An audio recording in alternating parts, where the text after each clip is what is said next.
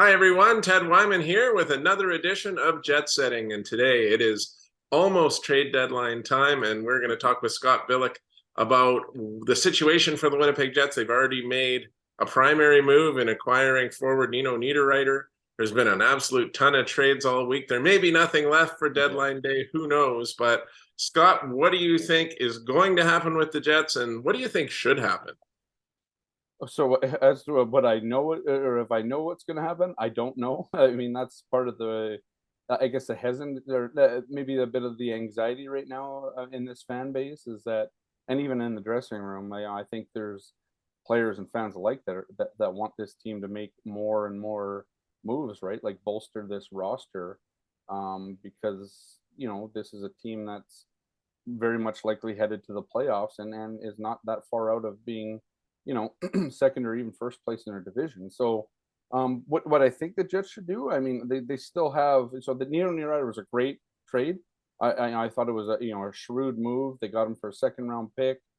Here's a guy that can score. He's rugged. He's physical. He likes to go to the net. He likes to shoot first. I mean, these are a lot of things that the Jets would have wanted to tick off, or boxes that they would have wanted to tick off with a player of Niederreiter's caliber. So that's a good trade, but that's it's not enough. I mean, you look at the arms race going on in the Eastern Conference, whether it's Tampa or Toronto or New Jersey, Boston, the New New York York Islanders, right? The Rangers Rangers. too. The Rangers definitely, right?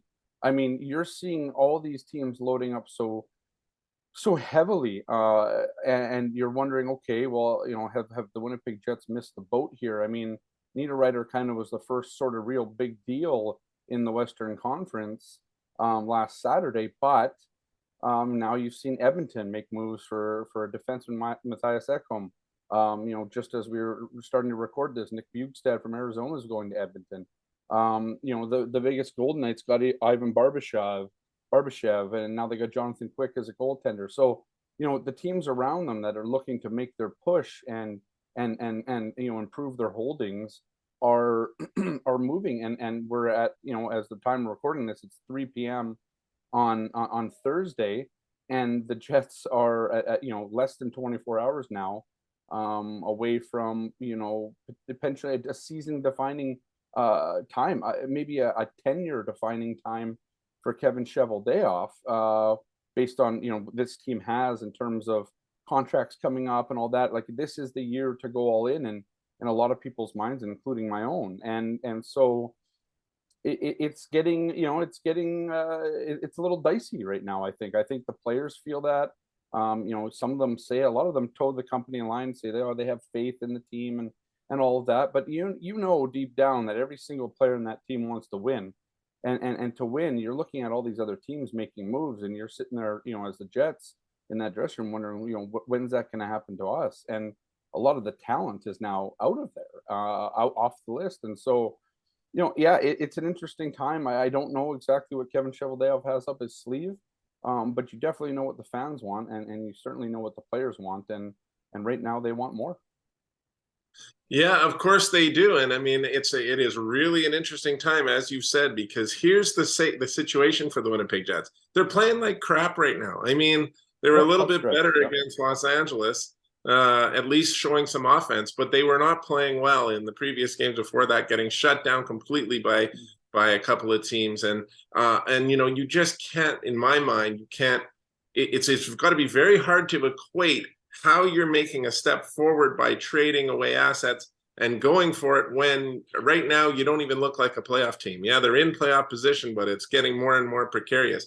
The other weird part about it is that they are close to first place, as you said, still. Nobody in the division is taking charge. There's all kinds of opportunities here. And, so you look at it and you go, okay, can you add a couple of pieces and be right in that mix? And in a wide open Western Conference, go for it. Yeah, of course, everybody wants to do that. But I mean, is it really the pragmatic thing? And of course, there's so many changes coming down the road after this. You never know what's going to happen with Pierre-Luc Dubois. They've got a lot of other guys that need to be signed. Yeah, you're right. This is the time to go all in. And yet it feels like there's a chance that even if you do go all in, you might miss the playoffs. And how is that going to go over? You mentioned the other day, that the attendance was crappy again here in Winnipeg. Yeah. Like, there's problems with this fan base in terms of appeasing them for what they want. And unfortunately, what they want is to go for it, and yet they also don't want to go so far that they screw themselves for years to come. And I think that puts this whole organization in a tough position. Yeah, but this is what I think we sat down with Kevin Cheveldayoff in Buffalo earlier this season on the road, and he said if the team's in a position to do it, and the other thing he said was they learned back in 2017-18 and 18-19, those seasons where you never know, right? The Jets hadn't sniffed the playoffs since then, other than the Edmonton sweep a couple of years ago, and then getting bounced by Montreal, but. You never know when you're going to get these chances again. And if you're Kevin Cheveldayoff, and I understand he got a 3-year extension at the end of last season. It was puzzling at that point. But at this point, I mean, you're on your last contract unless you do something, right? Unless you do something. And right now, next year, this summer, not even next season, this summer could make this team look wildly different. And can the Jets retool on the fly? I don't even know if there's even a point in talking about that right now. You have a team right now that, yes, you're right. They've been playing some bad hockey as of late, and to a man in that dressing room, they all know that. But don't you have to reward this team for the overall body of work? In the sense that the only reason that we're even having this conversation on jet setting right now of this team going all in is because of all the work that they put in, especially early on in the season, to give themselves a chance, to do it. They haven't, Rick Bowness hasn't lost a room. The players are very much like the coaching staff of this team. They understand that they're in a tough spot right now, but they also point to other teams that have dealt with this season, the Colorado Avalanche, the Tampa Bay Lightning. There are good teams that go through bad stretches. And all of them have said, it's better that they're going through this adversity now to lean on it later than having this happen on April 1st when you're 2 weeks out from the playoffs. And so the other thing too is, perhaps a rough stretch of hockey is also a bit of a cry for help. This has exposed some of Winnipeg's weaknesses at an opportune time where you would look at this and be like, okay, you can see that they have a problem on the power play or on in the top 6 with the injury to Cole Perfetti, or on defense, with their bottom or their bottom pairing. So you can look at it. Do they need more physicality? Yes. I mean, I think that's obvious. So you can pinpoint guys to go and get and try and improve your club. Yeah, the prices are high right now. It's definitely a seller's market in that sense. But that's the price of doing business. Look at what the Toronto Maple Leafs made 6 trades in a week. They're selling draft picks and prospects. The Jets have cap space right now, about 5.4 million by tomorrow's deadline. Like that's a lot of cap space to work with. They have all sorts of draft and prospect capital at their disposal, and they're running out of time with this core. And they've missed a lot of players too, haven't they? They have, yeah. I mean, Yeah. so well, and that's the other thing. They've missed a lot of players. They've missed a good chunk of this boat going by has already made, set sail. And so, now you're wondering, well, can this team even go all in the sense that can they land a top 6, a bona fide top 6 player? Can they still land a top 4 or top 3 defenseman?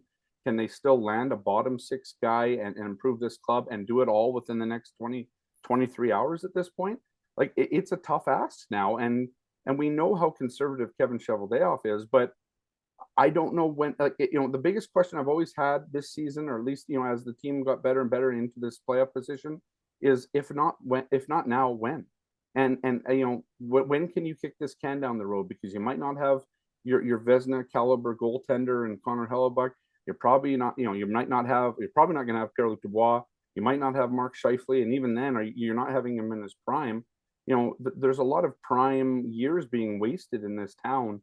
And I'm wondering, again, if not now, when? It's a simple question, because I don't know when is, if it's not, this year. Yeah, well, you make a really good point, Scott. I look at one thing that our colleague Paul Friesen wrote earlier this week, and that was after the game against the Islanders last Sunday. He said the Jets need a heart transplant. Forget about a trade right now. And the fact is, how are you going to fix that? Like, there's something, Right. at least for a little while here, in some of these games where it just didn't seem like this team had the drive to be winning those games. Now, I'm not saying that earlier in the season we were seeing a lot more of that. You might see it again, as you said, but in that little time frame, it wasn't looking like it. Pretty hard to trade for that, right? It's pretty hard to trade for a heart transplant. And I mean, that still goes to the core, doesn't it? And I mean, that's been the same here for a long time. You're not moving out those pieces of the core. You're just looking to add to it. So it's questionable to me if they can bring in the right players to fix something like that. But as you pointed out, they do have Connor Hellebuck. They do have Josh Morrissey having a career year and a Norris Trophy candidate. They've got a good great goal scorers in Scheifele and Kyle Connor. They've added something in Niederreiter. As long as this team gets back to scoring, because it wasn't doing that for a while, with the group that they have, the goaltender they have, they should be okay. But, I still think it makes it really difficult to pick your direction when it comes to trade deadline, because there's so much pressure right now to do something in the next 24 hours. And I mean, like you said, it could define a tenure. It could define the next few years of the Jets, and it certainly could define their season. Yeah, I mean, I agree. I mean, I understand this isn't an easy job. You can respect the fact that this isn't an easy job, even empathize with Kevin Cheveldayoff. At this time of the year, and his team hasn't given him, at least as of late, that kind of vote of confidence to go out there and make things happen. But at the same time, this might be their best chance in the next 2, 3, unless they're willing next year to take on a ton of self rentals and do what Columbus Blue Jackets did a few years ago and not get anything for a bunch of their star players. That's the only other real option is running it back next year and trying that again. But how hard does that set your team back then? And how do you sell that to your fan base? Like, I look at this and they haven't played a playoff game in front of fans here since 2019. They're bleeding money in terms of fans in seats right now. On Tuesday night there was 13,203 people. That's not enough people. That's at least 2,000 tickets under a full capacity. This team needs to go to the playoffs. They need that gate money just as much as anybody else, and you need to go far in the playoffs. I mean, this team needs a reason to sell season tickets. I mean, there's just myriad reasons and nuances and all that are just from a pure business perspective, not just on the ice. So it's tough. I understand that, but again, if not now, when? And I stick with that because this team probably has the best chance of any other to do something. And you said earlier, wide open Western Conference. You talk to some players, these series are decided sometimes by a goalie stealing it. They have one of the best goalies in the world right now. A couple bounces, whatever. You get out of the first round, and who knows? You get into the playoffs. It's a whole new season. We've seen that time and time again in the playoffs, where some of the teams that you didn't know, Los Angeles Kings 10 years ago, get in 8th place, win the Stanley Cup. These things happen. It's not always the case. And you look at the East, and you're probably a little scared off from doing anything. But at the same time, if you always go in with that mentality, you're never going to do anything. You're just going to sit there and spin your tires. And I think this Jets team has spun its tires enough, and it's time to be decisive and try and go for it, because I think at the end of the day, that is something that will resonate with the players here, perhaps players in the future that are here, and the fan base, to say, hey, we're trying, whether or not it's going to work, because it only works for one team in the end. But how many teams are trying, right? And I think that's at the end of the day what you have to look at, is you've got to try it, because you never try it, it's never going to get there, right? I mean, that's the thing, and you can't just be waiting every year to hope that your draft picks and all that stuff are going to catch lightning in the bottle and carry you to a Stanley Cup, because it's so rare for that ever to happen. And it's just, this team needs to reward not only its players this year, but also its fan base, and go for it. And the clock's ticking. Scott, very well put. You certainly have a strong opinion on that, and we will see if the Jets management shares that opinion and goes all in right now because, as you said, if not now, when? And, it's hard to argue with that because you don't know if that's going to come around again anytime in the next few years. Scott, be very interesting to watch all your coverage on trade deadline day. It's going to be an interesting day. It's been an interesting week. There's not a ton of players left to be traded anymore because so many have been done earlier, but that will all be on winnipegsun.com. So for Scott Billeck, I'm Ted Wyman. You've been watching Jet Setting on winnipegsun.com.